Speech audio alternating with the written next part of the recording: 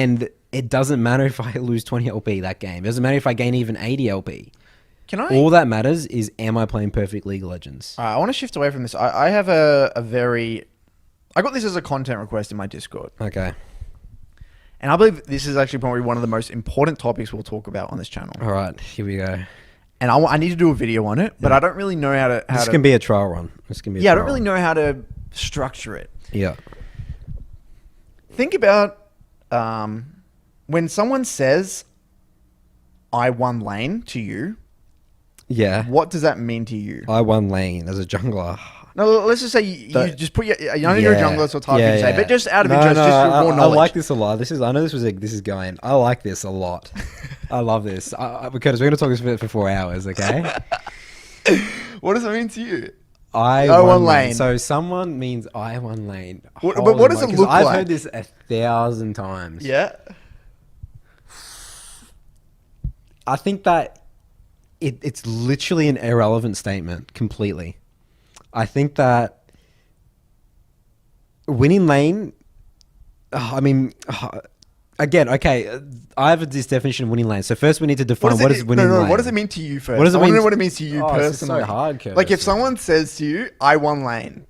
I won lane. What is it? What first thing? You shouldn't even have to think. What does it mean to you? So best case scenario. So this is unrealistic, but they've solo killed them 3 times. They're up 40 CS, and they've also impacted the map in some way. Okay, that's what winning lane is. Okay, I think you're spot on. That's what most people view as winning lane. Yeah. Most people view winning lane as I solo killed. Yes. I have like 5 CS lead. Yeah, like whatever it is. It's just this crazy shit. Yeah. You know what the reality is in most matchups? Yeah. Winning lane can literally be going 8 CS per minute. 8 CS per minute. So, you know what's fascinating? That's not good, right? 10 CS. No, 8 CS is still solid. Okay, super solid. Yeah. Right? The fascinating thing is that because every montage or everything out there is telling you solo kill equals win lane. But that's actually not the case, right? If you're playing, say, Kale into Zed, or let's say you're playing maybe Orianna into... let's just say you're playing Kale into Fizz or something. If you go 8 CS per minute and Fizz maybe doesn't get a roam off, you won lane. Yeah, hard one lane, dude. That's hard GG. one lane. Because, okay, so it's eliminating champion. So I guess champion identity needs to come into this, doesn't it? So what does that champion want to do? And if I eliminate that, then again, not even winning lane. Like, I've just done my job. Well, sometimes even winning lane can be as little as again, farming 8 CS per minute and going even. Going even in a lane can literally be one lane. You won lane. And you know what? Let's say the person who's playing the early champion versus the scaling champion, again, they might be 10 CS up or solo killed them once. They haven't won lane because it's not enough. It's not enough. Or they didn't push it further. They should have impacted the map as well. They might even think, I'm 20 CS up, but they think I won lane. But they should have been pushed it way more further. given the mid-jungle matchup. They missed so many opportunities, So yeah, what I'm getting at here is that it is a very important topic. And I think I need to do a video on this, is explain, like in these matchups, a lot of these matchups, dude, you shouldn't be getting a solo kill. You shouldn't even have the mentality to get a solo kill. Yeah. You should be taking it slow, relaxing. Yeah. And a lot of the time, because people feel like, I'm playing ranged into melee, I need to do this, or I'm in this matchup, this Vlad's gonna scale, or whatever it is. So sometimes winning lane is very small things. If you have pressure in the lane, and that could literally be you hard dumpstered lane. I actually see that sometimes where you're playing, say you're versing like a Fizz, for example. And like the Fizz, maybe you've completely you've warded very well. You've actually taken only very small trades. You haven't heavy traded at all, so you stayed incredibly healthy. You haven't had to burn any of your summoners. You farmed relatively well.